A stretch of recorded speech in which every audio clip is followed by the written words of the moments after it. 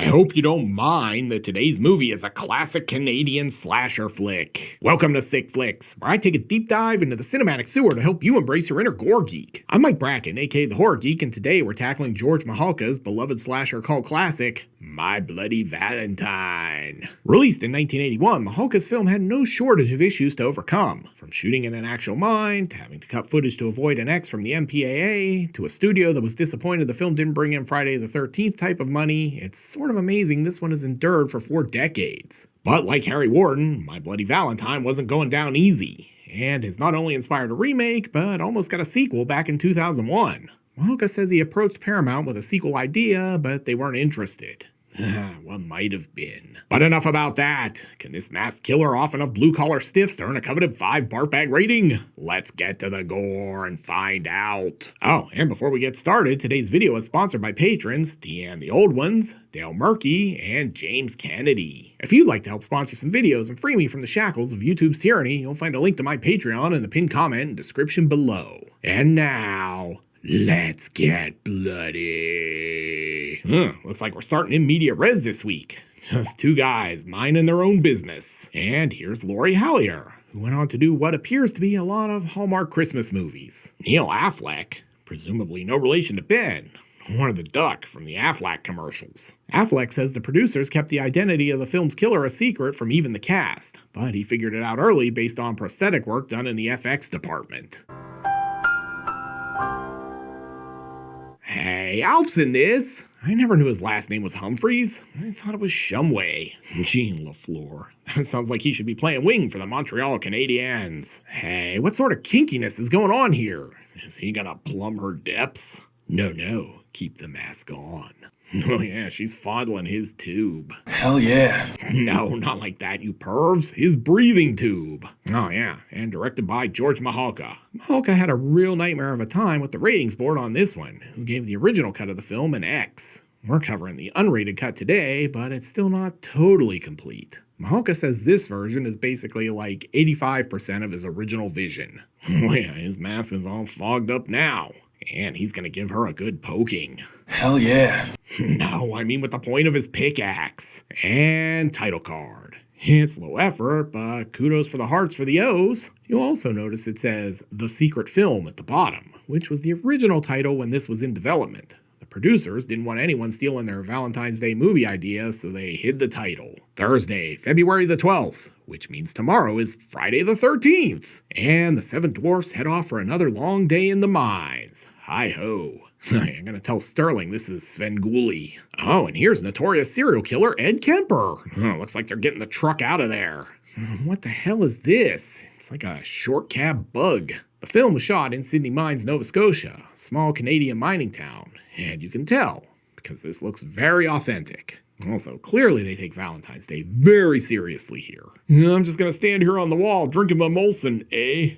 I mean, he's definitely Canadian. He's wearing flannel. This guy's shooting his shot and getting shot down. Gretchen, you know what looked really good on you? What? Me. Suck it in and zip it up, will ya? Yeah, some chicks, they just don't appreciate the classics. Outside, these 2 are gonna deliver some exposition. Well, after all, the first Valentine's dance in 20 years. Wonder why that is. All right, Ethel, I'll see you tonight. Wear the sexy nightgown. You know, the one where I can see your ankles. And jump scare. Exactly, Look at Kemper. He's totally thinking about using someone's head as a dartboard. And now we're off to another movie. Look, Mr. Mayor, I appreciate you coming on this ride along, but we're just pulling a dead moose carcass off the road. Hey, are you my secret admirer, Sheriff? I think giving someone your heart is supposed to be a metaphor, not literal. Quick, if we get this to the hospital, they can use it for a transplant. The Cage? Is this a pro wrestling bar? Because I'd totally go to a pro wrestling bar. Hey, is that Willem Dafoe from The Lighthouse? I love that this movie's Crazy Ralph is a bartender, too. I'm telling you now, this town is accursed. No, it's got a death curse. Flashback. I guess the camera had astigmatism, judging by all this lens flare. And the point of this flashback is that the bosses left the mine early and left the workers underground.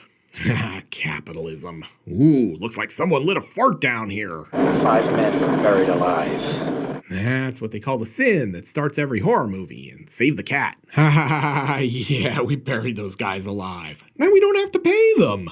Live look at teams trying to rescue that dude who got trapped upside down in the Nutty Putty Cave. That story will forever freak me out. But hey, one guy lived, and he looks great.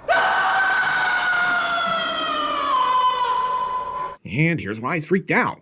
Because he's been eating long pig. After a year recovering, surviving miner Harry Warden is clearly all better. Looks like he learned to be a surgeon too. Open heart surgery ahoy! Back in the present? God, is he still telling this boring story? Alright, now to load up the jukebox with 6 hours of The Carpenters close to you. Yeah, that'll teach them not to fuck with me. Down at the coroner's office, we have some developments. This was no boating accident! Yes, now I understand why Tarantino says this is his favorite slasher. And yes, he really does say that. Uh-oh, Mabel's got a secret admirer too? I'm really surprised Hallmark didn't run with this greeting card text. Come here, give your old pal Harry a kiss. Looks like she's playing hard to get, just like that High Five song. Deep cut for my 90s R&B fans. Meanwhile, Fred Sanford spots interlopers in his junkyard. Do you kids even remember Sanford & Son? Christ, I'm old. Hey, this isn't J&B. You ever wonder if there's beer on the sun? Great. Now they're playing harmonicas. Yeah, you could definitely say these dudes both suck and blow. Then Kemper shows up. You know, I killed 8 people. Although, to be fair, here he kind of looks like young Wilford Brimley. Did I ever tell you about my diabetes? Oh no, it's Friday the 13th. We could get Harry Warden and Jason. Anyway, these two are like the odd couple. He smokes a cigar, the sheriff smokes a pipe. I bet one's a slob and the other's a neatnik. Will it be number 1 or will it be number 2? Yeah, I ask myself the same thing every time I sit down on the crapper. This Valentine's Day, take her somewhere special. The laundromat. Mabel, I'm out of fresh underwear. Hope you have my clothes done. Fine, guess I gotta do it myself. Oh, damn it, you put the reds in here. Now my drawers are pink. Oh, I love the smell of Tide. And here's Mabel. She's going round and round like a rat song. Mine establishing shot. Back at the laundromat, the mayor's gonna light his Cuban. This might be the only thing worse than the smell of burnt human flesh. Now it's like a Dusty Springfield song, because he's taken another little piece of her heart. Union Hall establishing shot. Anyway, now TJ's taking his ex out. Yes, there's nothing more romantic than an afternoon walk around the lake made by strip mining coal with the beautiful mine in the background. It's like a Canadian Norman Rockwell painting. And if you didn't already know this was a Canucksploitation film. I'm sorry. I'm so damn sorry. I hope next he tells her he doesn't know what he's talking about. Oh, shut up and kiss me, you hoser. Building establishing shot. Hey, I don't see a Tim Hortons out here. But luckily for her, there is a conveniently located jump scare. Sarah. Back at the bar, the kids are making alternative plans since the dance has been canceled. Why don't we have a Valentine party? Yeah, Harry Warden said no more dances, but nothing about parties. I think you guys might have found a loophole. But where to host this season's most lavish shindig? How about my father's mine, huh? TJ, you crazy? Lance Henriksen? Any thoughts? That's the stupidest fucking thing I've ever heard. Beware of what you make fun of, you little asshole. Hey, that's no way to talk to Lance Henriksen. Mine establishing shot. Oh, isn't this just gate? And the movie's going all in on the red herrings. But sorry, I'm not buying the bartender or the sheriff as the killer. See, I guess we can rule him out. Oh man, right through the face and out the eyeball. No way we can show that, but Jesus, that was awesome. Yeah, hanging out with Hap always was a bit of a drag. Valentine's Day establishing shot. Yeah, it looks like his heart is fluttering. Literally. And it looks like the sheriff has a secret admirer too. No, really, it's full of chocolates. How sweet. But wait, it's from Mabel. That minx. And now she's dead. Back at the mine, the party's getting started.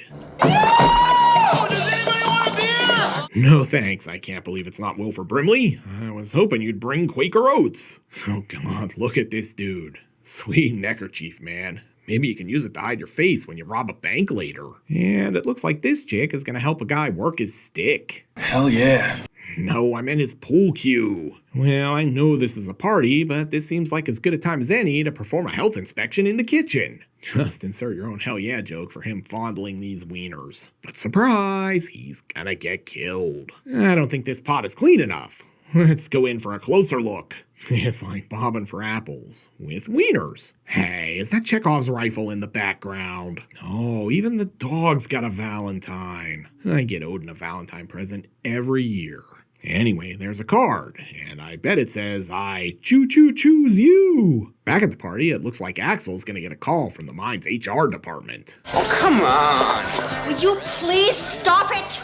No means no, Axel. And now Axel's really gonna get it from HR because he's serving up pimp fists like this is an all-you-can-eat knuckle sandwich buffet. Don't worry though, Wilford Brimley runs in and puts him in the full Nelson. Well, that was awkward, but who's ready for karaoke? Oh no, did these two not get the memo about hooking up in a slasher movie? They're as good as dead. Back in the kitchen, we're putting wieners in buns. Hell yeah. No, the hot dogs. Oh, hey, this guy is just chilling. Which is probably just what the doctor ordered after having his face boiled off. There's a strange noise. I should totally go investigate that. Like an idiot. Oh no, she's being accosted by dirty laundry. I mean, to be fair, the laundry room here is always scary. And here's Hap. He's just hanging around. By God, he's got her set up for the Skull Crusher.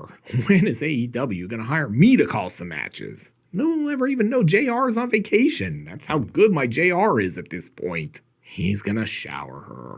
With love. Very reminiscent of the meat hook scene in the original Texas Chainsaw. Oh, hey, you're dead. Guess that means this whole six-pack is for me. This guy kinda looks like 1980s Mark McGrath. And since his main squeeze is off the ground, I guess he could serenade her with Fly. I think he thought things were gonna get steamy in a totally different way. Honey, you make an amazing garden fountain. And the sheriff's not gonna check out the mine. Looks fine. Your Canadian tax dollars, hard at work. Anyway, back inside, me and this dude are on the same page. What about gear? I'm all for it. Tren, Windstraw, whatever floats your boat, man. And now they're heading down into the mine, because nothing says fun like a trip to a dirty, smelly hole. Give me a hell yeah! Yeah, I'm gonna tell Sterling this is Big Thunder Mountain at Disney World. So, fun fact, the mine was excited to have the production here. So excited, they spent like 50 grand cleaning the place up. But the production chose the spot because the mine was old and creepy. So they had to spend like 75 grand restoring it so it looked like it did before the cleaning. Looks like these two are about to get shafted. You know, because they're in a mine. Back topside, looks like we found the dead guy. And Mark McGrath and Axel are back too. Dave is dead. But this adversity is gonna bring our feuding lover boys together at least. They took the rail cars down there. They're in the mine right now. Yeah, looks like they're about to get down. Hey, something stinks. Did you fart? No, it's just the methane. Follow me, ladies. I'm going to show you where I keep all of my diabetes supplies. I've got enough testing strips for 20 lifetimes. But first, another jump scare. And another duo about to get killed making out. These people never learn. But first, Harry's got other fish to fry. Damn kids, turn off the lights. Think I'm made of money? Anyway, the bad news is Harry's hot on their trail. And I guess the fact that TJ is here to rescue them counts as good news. Or something. Harry Warden is back.